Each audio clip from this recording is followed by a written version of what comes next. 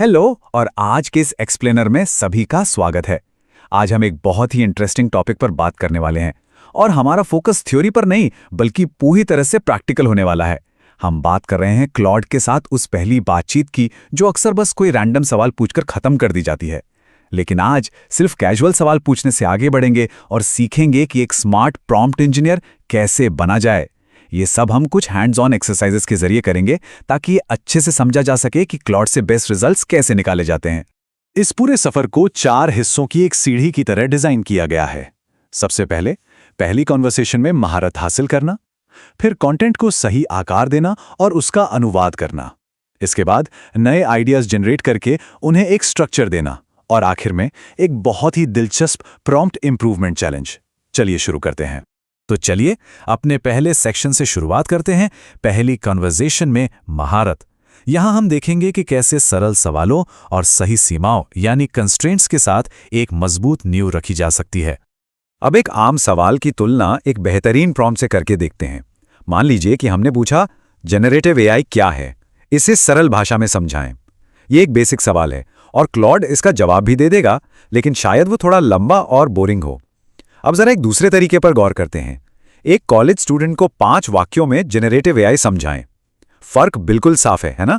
यहां हमने एक टारगेट ऑडियंस तय कर दी है और 5 वाक्यों की एक सख्त सीमा लगा दी है।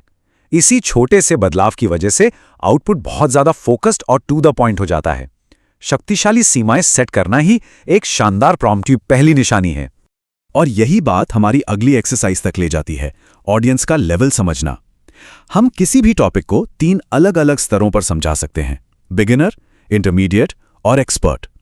अगर मशीन लर्निंग जैसा टॉपिक किसी ऐसे इंसान को समझाना हो जो इस फील्ड में बिल्कुल नया है, तो वहां भारी भरकम जार्गन इस्तेमाल करने का कोई मतलब नहीं बनता। लेकिन अगर आउटपुट किसी एक्सपर्ट के लिए चाहिए तो क्लॉड से एडवांस टेक्निकल कॉन्सेप्ट्स इस्तेमाल करने की उम्मीद की जाती है। यानी सिर्फ ऑडियंस का लेवल बता देने भर से हमारा आउटपुट पूरी तरह से एक नया रूप ले लेता है। अब आगे बढ़ते हैं अपने दूसरे सेक्शन की तरफ, कंटेंट को आकार देना और अनुवाद करना। यहां फोकस खुद सवाल पूछने पर नहीं बल्कि पहले से मौजूद जानकारी को क्लॉड की मदद से अपने हिसाब से ढालने पर है। सच कहें तो लंबे लंबे आर्टिकल्स पढ़ना काफी टाइम कंज्यूमिंग होता है और यहीं पर समराइजेशन यानी सारांश बनाने की ये तकनीक काम आती है।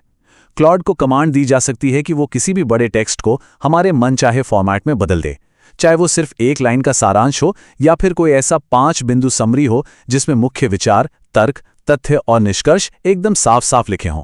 अगर जरूरत हो तो डिटेल स्टडी नोट्स भी बनवाए जा सकते हैं। क्लॉड को बस ये बताना होता है कि जानकारी आखिर किस फॉर्मेट में चाहिए और वो चुटकियों में काम कर देता है। इसी तरह ट्रांसलेशन का उदाहरण ले लेते हैं। हम सब जानते हैं कि एआई का किया हुआ अनुवाद अक्सर बहुत ही किताबी और रोबोटिक लगता है, लेकिन इसे फिक्स किया जा सकता है। कमांड में यह स्पेसिफाई किया जा सकता है कि टोन कैसी चाहिए और टेक्निकल वर्ड्स के साथ क्या करना है। एक तरफ नेचुरल हिंदी हो सकती है जो पढ़ने में एकदम आसान लगे, दूसरी तरफ इंग्लिश हो सकती है जहां इंग्लिश के जरूरी शब्द जस के तस रखे जाएं, और तीसरी तरफ बिल्कुल औपचारिक हिंदी हो सकती है। भाषा और टोन पर यह कंट्रोल हासिल करना ही असली गेम चेंजर है। चलिए अब तीसरे सेक्शन में कदम रखते हैं, आइडिया जनरेट करना और उन्हें स्ट्रक्चर देना। यहां क्लॉड को सिर्फ एक टूल की तरह नहीं बल्कि एक क्रिएटिव पार्टनर की तरह इस्तेमाल किया जाएगा जो बिल्कुल प्रिडिक्टेबल फॉर्मेट्स में काम कर सकता है। ब्रेनस्टॉर्मिंग करते समय ये प्रॉम्प्ट बड़ा काम आता है। मान लेते हैं कि क्लॉड को कॉलेज स्टूडेंट्स के लिए 20 यूट्यूब वीडियो आइडियाज जनरेट करने का टास्क दिया गया। यहां तक तो ठीक है, लेकिन असली जादू फॉलो अप प्रॉम्प्ट में है। इसके तुरंत बाद क्लॉड से ये कहा जा सकता है कि ठीक है, अब इन 20 में से टॉप 5 सबसे मजबूत आइडियाज चुनो और ये भी बताओ कि उन्हें क्यों चुना गया। किसी एआई से उसी के दिए गए आइडियाज को जज करवाना और उनका कारण मांगना, ये विचारों को फिल्टर करने का एक कमाल का तरीका है। ये बिल्कुल किसी इंसान के साथ मिलकर काम करने जैसा लगता है। अब आते हैं स्ट्रक्चर्ड आउटपुट की एक्सरसाइज पर। अक्सर ये बात नजरअंदाज कर दी जाती है कि एआई डेटा को बहुत ही खूबसूरत तरीके से व्यवस्थित भी कर सकता है।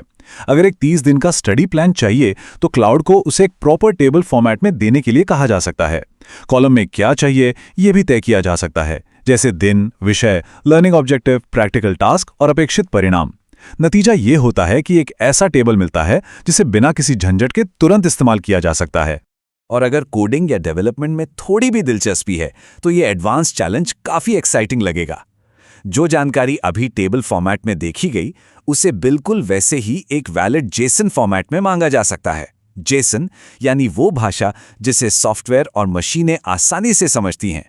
इसका सीधा सा मतलब यह है कि एआई के आउटपुट को सिर्फ पढ़ने के लिए इस्तेमाल नहीं किया जा रहा है, बल्कि उसे सीधे किसी भी ऐप के बैकएंड में प्लग इन किया जा सकता है। ये छोटी सी ट्रिक एआई को एक साधारण टूल से एक पावर हाउस में बदल देती है। अब हम इस एक्सप्लेनर के आखिरी और सबसे महत्वपूर्ण सेक्शन पर पहुंच चुके हैं, प्रॉम्प्ट इंप्रूवमेंट चैलेंज।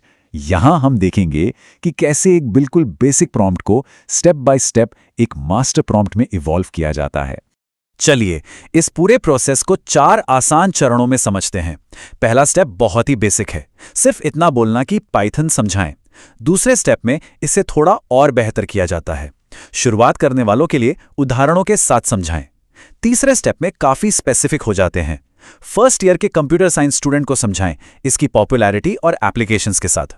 और फिर आता है चौथा स्टेप, जहां इसे पूरी तरह से स्ट्रक्चर कर दिया जाता है। हम मांगते हैं कि जवाब खास सेक्शंस में ही आना चाहिए।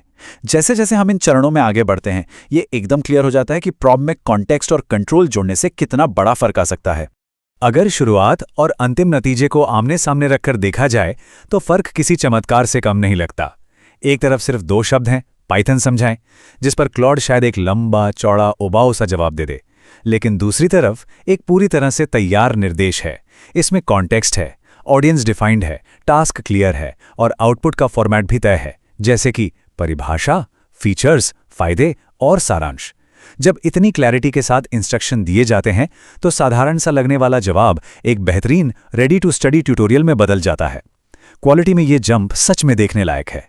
और यही हमारे आज के इस पूरे सेशन का सबसे बड़ा टेक अवे है। इस बात को हमेशा याद रखा जाना चाहिए, क्लॉड से सिर्फ एक सवाल ना पूछें, बल्कि जो चाहिए वो स्पष्ट रूप से कम्युनिकेट करना सीखें। प्रॉम्प्ट इंजीनियरिंग असल में कोई रॉकेट साइंस नहीं है, बस ये समझना है कि एआई के साथ एक ऐसा इरादतन संवाद कायम करना है जहां उसके बिल्कुल सही दिशा दिखाई जा सके। तो अब सोचने वाली बात यह है कि इन जानकारियों के साथ क्लॉड से पहली जानबूझकर की गई स्ट्रक्चर्ड कॉन्वर्सेशन से आज क्या नया क्रिएट किया जाने वाला है, चाहे वो समराइजेशन हो, ब्रेनस्टॉर्मिंग हो या फिर कोडिंग टास्क। इन एक्सरसाइजेस को अपने पर्सनल प्रोजेक्ट्स पर आज ही आजमाया जा सकता है। उम्मीद है कि ये एक्सप्लेनर ऐसे प्रॉम्प्ट्स बनाने में मदद करेगा जो न सिर्फ स्मार्ट हों बल्कि बिल्कुल सटीक नतीजे दें। प्रयोग करते रहें और कुछ नया बनाते रहें।